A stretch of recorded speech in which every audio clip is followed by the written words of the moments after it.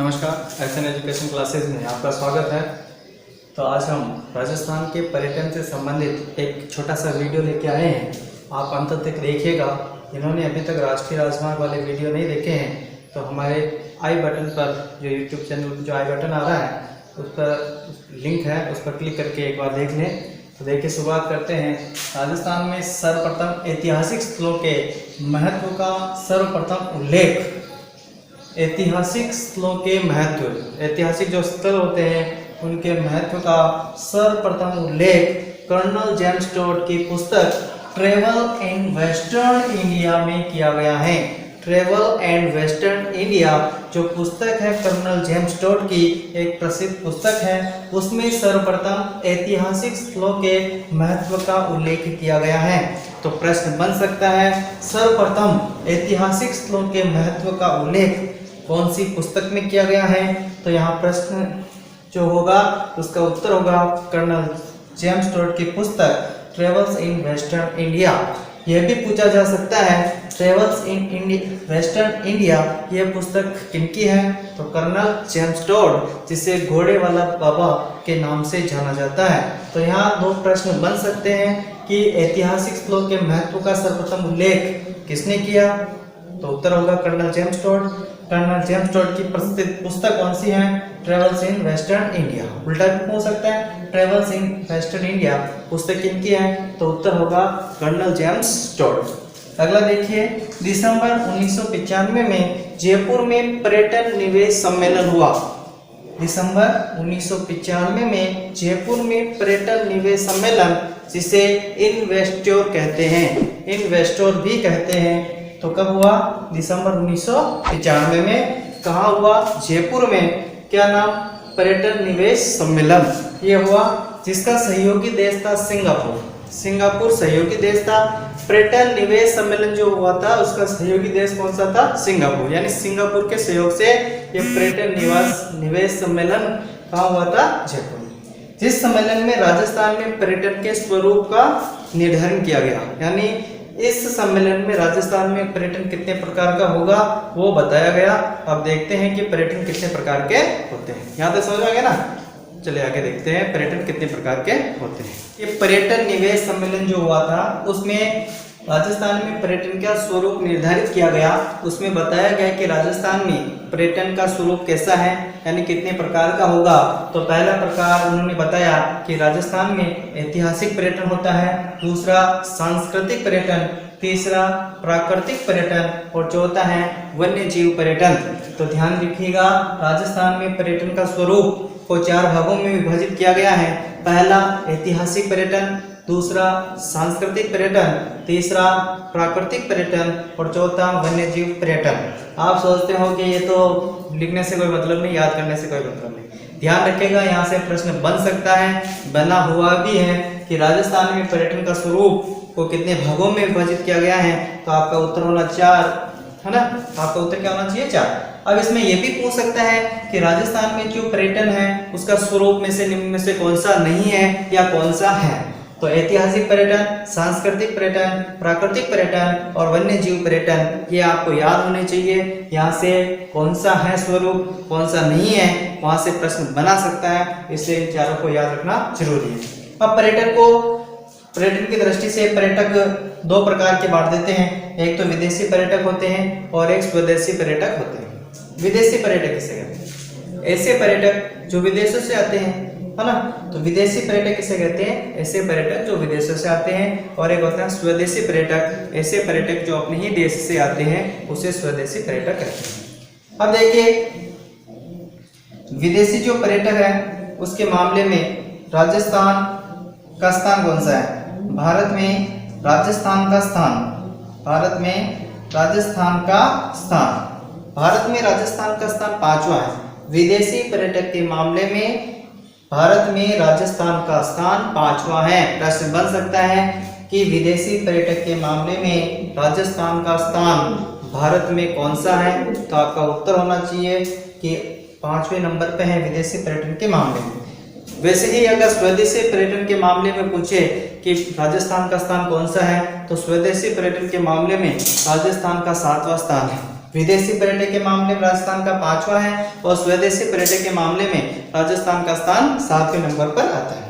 अब अगला प्रश्न पूछ सकता है कि राजस्थान में विदेशी पर्यटक सर्वाधिक किस देश से आते हैं। विदेशी पर्यटक यानी बाहर से आते हैं, दूसरे देश से आते हैं, वो सर्वाधिक विदेशी पर्यटक किस देश से आते हैं। तो सबसे ज्यादा विदेशी पर्यटक राजस्थान में जो आते हैं वो फ्रांस से आते हैं। तो आपका उत्तर क्या होना चाहिए, फ्रांस। यानी सर्वाधिक विदेशी पर्यटक फ्रांस से आते हैं। फ्रांस ऑप्शन में ना होने पर ब्रिटेन करेंगे, क्योंकि सबसे ज्यादा फ्रांस से आते हैं, उसके बाद ब्रिटेन के आते हैं, उसके बाद यूएसए के आते हैं और उसके बाद जर्मनी के आते हैं। तो ये चारों आपको याद रखना, क्योंकि हो सकता है फ्रांस ऑप्शन में ना हो तो फिर ब्रिटेन होगा उत्तर, ब्रिटेन के ऑप्शन में ना हो तो यूएसए करना पड़ेगा और यूएसए भी ऑप्शन में ना हो तो जर्मनी करना पड़ेगा।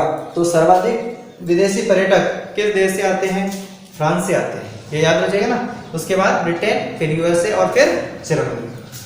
तो राजस्थान का स्थान विदेशी पर्यटक के मामले में 5वां हो गया, स्वदेशी पर्यटक के मामले में कौन सा हो गया, 7वां हो गया।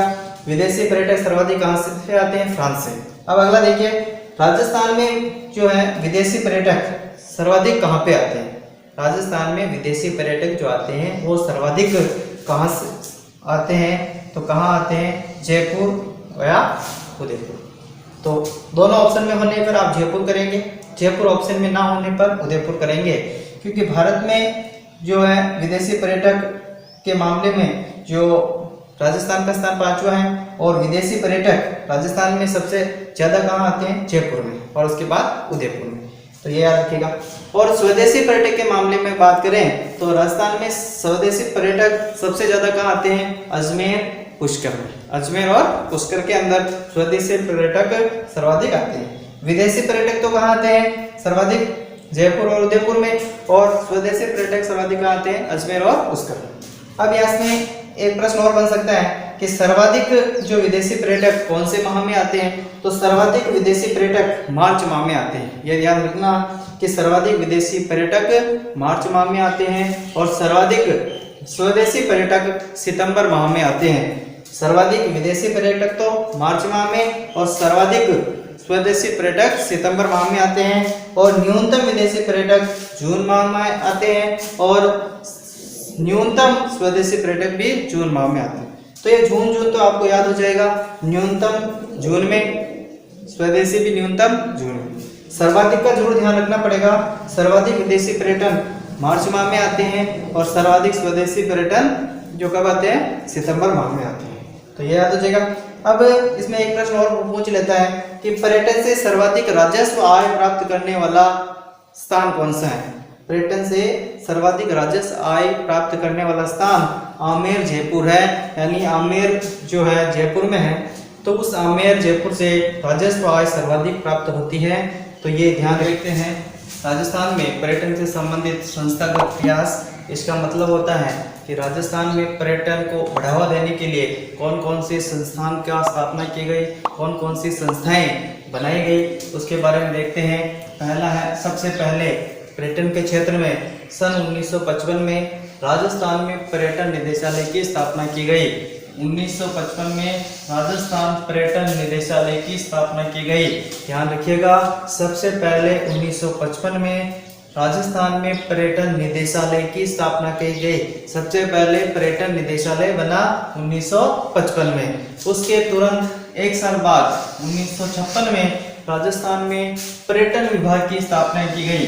1956 में पर्यटन विकास की स्थापना की गई। तो सबसे पहले क्या याद रखेंगे कि 1955 में पर्यटन निदेशालय की स्थापना की गई और उसके एक साल बाद यानी 1956 में पर्यटन विभाग की स्थापना की गई। ध्यान रखना, निदेशालय पहले है और विभाग बाद में है, इसलिए पर्यटन निदेशालय की स्थापना 1955 और पर्यटन विभाग की स्थापना 1956 में। जब इन दोनों को मैं 56 को उल्टा कर दूं तो 65 बनेगा। 65 बनेगा, 56 को उल्टा करने पर 65 बनेगा। इसलिए 1965 में राजस्थान राज्य होटल विकास निगम, राजस्थान राज्य होटल विकास निगम जो की स्थापना कहाँ की गई, जयपुर में। तो 1956 में पर्यटन विभाग, 1965 56 का उल्टा किया तो 65 बन गया। तो राजस्थान राज्य होटल विकास निगम जिसकी स्थापना जयपुर में की गई। तो सबसे पहले क्या याद रखेंगे, 1955 पर्यटन निदेशालय, एक साल बाद 1956 उसमें क्या आएगा, पर्यटन विभाग फिर इन 56 को उल्टा किया तो क्या बना 65। तो 65 में क्या बनेगा, राजस्थान राज्य होटल विकास निगम, जिसकी स्थापना जयपुर में की गई और जिसका उद्देश्य था पर्यटकों को भोजन और आवास की सुविधा उपलब्ध करवाना। पर्यटकों को भोजन और आवास की सुविधा उपलब्ध करवाना राजस्थान राज्य होटल विकास निगम का प्रमुख उद्देश्य था। तो राजस्थान राज्य होटल विकास निगम की स्थापना कब की गई, 1965 में, याद रखेंगे। सबसे पहले निदेशालय 1955, पर्यटन विभाग 1956, 56 के बाद 56 को उल्टा करने पर 65 बना। तो राजस्थान राज्य होटल विकास निगम की स्थापना 1965 में, जिसका मुख्य उद्देश्य पर्यटकों को भोजन और आवास की सुविधा उपलब्ध करवाना। ये काफी इंपॉर्टेंट है। 1978 में राजस्थान पर्यटन विकास निगम की स्थापना की गई। राजस्थान पर्यटन विभाग की स्थापना, राजस्थान पर्यटन विकास निगम की स्थापना की गई। राजस्थान पर्यटन विकास निगम की स्थापना 1978 में की गई, जिसे हम RTDC के नाम से जानते हैं। RTDC के नाम से जानते हैं। राजस्थान पर्यटन विकास निगम की स्थापना जयपुर में की गई, 1978 में की गई और इसका शॉर्ट नाम है RTDC। अब इसने प्रारंभ कब कार्य जो प्रारंभ किया वो कब किया, 1 अप्रैल 1979। 1 अप्रैल 1979 इसका गठन तो कब हो गया, 1978 में इसकी स्थापना हो गई। राजस्थान पर्यटन विकास निगम की स्थापना 1978 में हो गई, लेकिन इसने कार्य 1 अप्रैल 1979 को प्रारंभ किया। 1 अप्रैल 1979 को इसने कार्य प्रारंभ किया, जिसका प्रमुख उद्देश्य था पर्यटकों को भोजन, आवास और यातायात की सुविधा उपलब्ध करवाना। इसका मुख्य उद्देश्य था RTDC का। अब प्रश्न इसमें यह आ जाता है परीक्षा में कि राजस्थान की पर्यटन विभाग की शीर्ष संस्था कौन सी है। राजस्थान की पर्यटन विभाग की पर्यटन विकास की शीर्ष संस्था कौन सी है, तो आपका उत्तर होगा राजस्थान पर्यटन विकास निगम है, RTDC। राजस्थान की पर्यटन विकास की शीर्ष संस्था RTDC है, जिसकी स्थापना 1978 में हुई और इसने कार्य प्रारंभ किया 1 अप्रैल 1979 को। अब काफी इंपॉर्टेंट प्रश्न ये बन जाता है कि ये जो इसका लोगो है पधारो मारे देश, पधारो मारे देश, ये लोगो किसने दिया, तो 1993 में ललित के पवार 1993 में ललित के पवार के द्वारा पधारो मारे देश ये लोगो सर्वप्रथम दिया गया, जो कि काफी इंपॉर्टेंट प्रश्न बन जाता है कि पधारो मारे देश ये लोगो सर्वप्रथम किसके द्वारा दिया गया, तो ललित के पवार द्वारा 1993 में यह लोगो सर्वप्रथम दिया गया। तो ये छोटा सा वीडियो था, एक बार देखिएगा आपको समझ में आ जाएगी। और आप हमारे वीडियो को लाइक शेयर सब्सक्राइब करें और टेलीग्राम ग्रुप में भी आप जुड़े, इसका लिंक डिस्क्रिप्शन में दिया हुआ है और उसमें जो क्विज होती है उसमें भाग लेने का प्रयास करें। धन्यवाद।